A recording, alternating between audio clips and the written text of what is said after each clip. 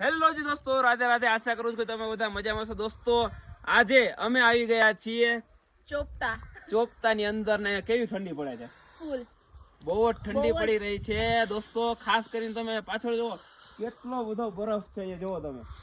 અને ચોપતા આવે છે દોસ્તો ઋષિકેશ, અને ત્યાંથી તમે આગળ આવો છો શ્રીનગર આવે છે, અને શ્રીનગર થી આગળ આવો ત્યારે ચોપતા આવે છે. ખાસ કરીને દોસ્તો અમે તો દોસ્તો આજે અહીંયા આવ્યો છે ને અમે રોકાણા છીએ ક્યાં?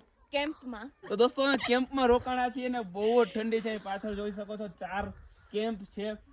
ત્યાં દોસ્તો અંદર રહેવો એટલે તમને આમ મજા આવી જાય, ગરમી આવી જાય. પણ રાતના અહીંયા વાતાવરણ થઈ જાય છે -1 ડિગ્રી 2 ડિગ્રી, પછી તો કેટલું થતું ખબર નહીં, પણ 1-2 ડિગ્રી તો થાય.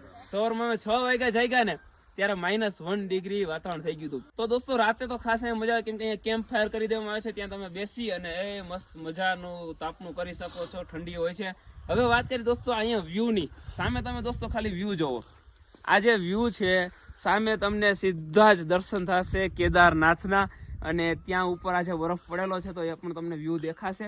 અને સવારે તમે જ્યારે જાગો છો દોસ્તો તો તમને આ સરસ મજાનું વાતાવરણ દેખાય છે. તો ખાસ કરીને તમે ચોપતા હો ત્યારે ખાસ ધ્યાન રાખવાની છે કે ગરમ કપડાં જરૂર લઈ આવવાના છે. ગરમ કપડાં તો સાથે જ રાખજો. અમે જો કેટલા ગરમ કપડાં પહેરેલા છે, પણ તમે ખાસ કરીને ગરમ કપડાં સાથે રાખજો. અહીંયા દોસ્તો તમે ચોપતા આવો ને ત્યારે આ જગ્યાનું લોકેશનના ઓલરેડી એડ્રેસ મેં નીચે આપી દીધું છે, ફોન નંબર રાખી દીધા. ત્યાં તમે ફોન કરીને બધી માહિતી મેળવી શકો છો.